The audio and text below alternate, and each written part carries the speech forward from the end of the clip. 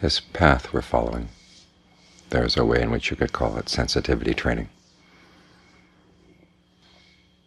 Getting more and more sensitive to the way the mind creates suffering for itself. As you deal with one layer of more blatant suffering, you peel that away, then you find there's another more subtle one.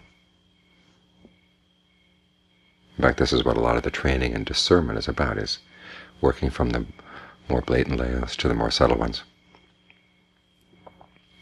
by trying to stay on the path. The Buddha called it a middle way, and it's getting that sense of balance. That's a lot of our training and discernment. And if you ever looked at a balance, balances don't stay balanced all the time. They swing back and forth before they can come to a balance. And we have to learn to anticipate that in the practice. Sometimes we lean too far to the left, and then you're going to lean too far to the right, back and forth like this, before you come to any kind of balance. And a lot of the wisdom and discernment that comes in the path is learning how to deal with this.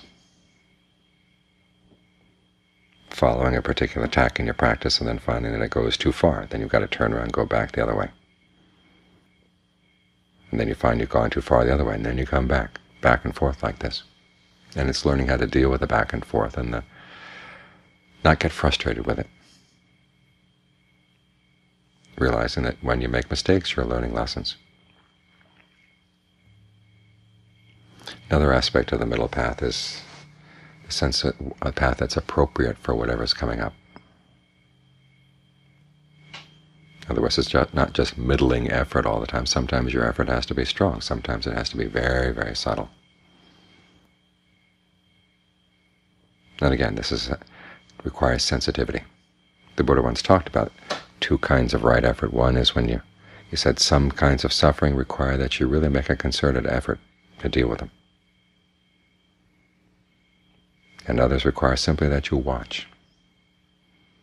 And this is a lesson we learn with the breath. Sometimes there are levels of discomfort in the breath that you can actually deal with. Patterns of tension in the body that you can work through by experimenting, by trying this, by trying that, making the breath longer, making the breath shorter, deeper, more shallow, changing your conception of the breath. But sometimes you run up against a brick wall that way. It seems like nothing that you do seems to help. In fact, the more you meddle with the breath, the worse it gets. That's a sign you're getting too picky about what kind of breathing is going to be good enough for you. So you've got to back off and just watch for a while to see whether the problem is in the breath or in the mind. And don't be too quick to come to conclusions. And then when you see something that seems to make sense, maybe this could be changed a little bit, that could be changed a little bit, then you can get back to meddling with the breath again. It goes back and forth like this. And a lot of the discernment in the path comes with learning when the points are, how far you can push things, and then how far when you reach a point where you have to stop and just watch for a while.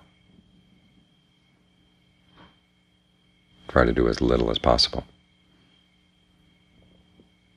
If the breath seems too entangled and the more you work with it, the worse it gets, just tell yourself, okay, I'm not going to breathe. If the body wants to breathe, that can do it on its own, but I'm not going to participate. And see what happens. Of course, the body's going to have to breathe. Give it a chance to be unmeddled with for a while. And watch what an unmeddled breath is like. Until you get a sense for it. Sometimes the issue comes up in the forms of how far you can get the mind to settle down.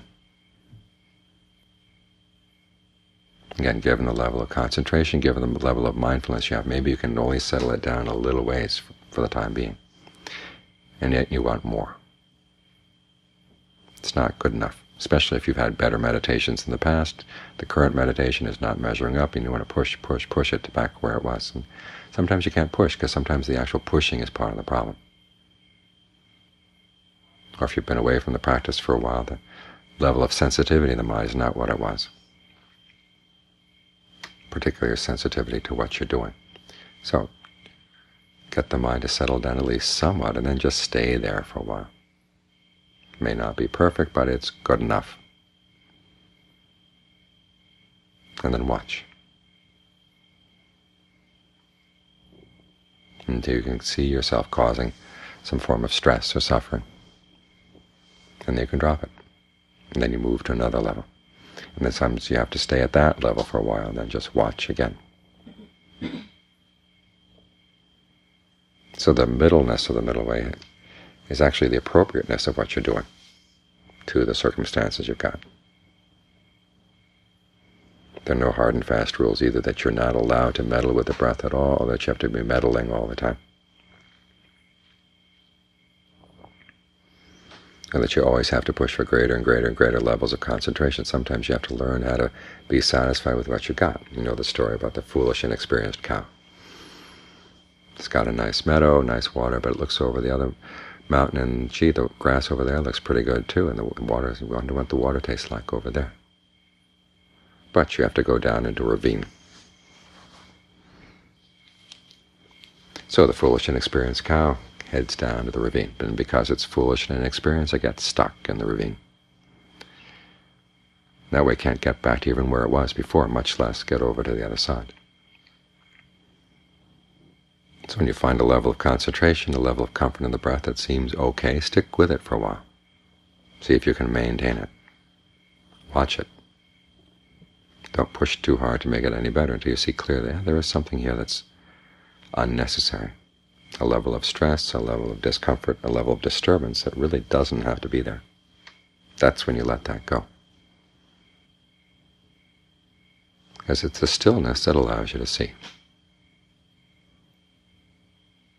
And then one of the things that allows you to see is precisely what needs adjusting. So the two go together, the doing and the watching.